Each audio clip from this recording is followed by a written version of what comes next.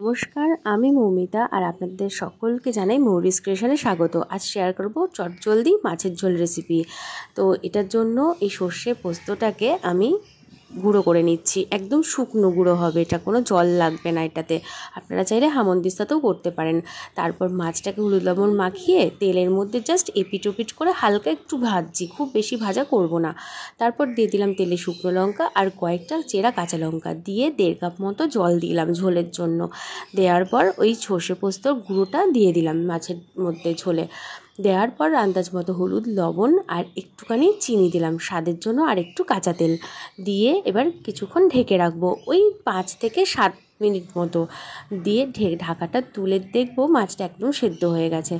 তারপর মাছটাকে একটু উল্টে দেবো, তারপর আবার ওপর থেকে একটু কাঁচা তেল সর্ষের তেল দিয়ে তারপর একটু কুচনো ধনেপাতা ওপর থেকে ছড়িয়ে দেবো। ব্যাস রেডি ফাঁকিবাজি মাছের ঝোল। কিন্তু কেউ ধরতেই পারবে না যেটা ফাঁকিবাজি মাছের ঝোল রান্না। তো কেমন লাগলো জানাবেন। সবাই ভালো থাকবেন, টাটা।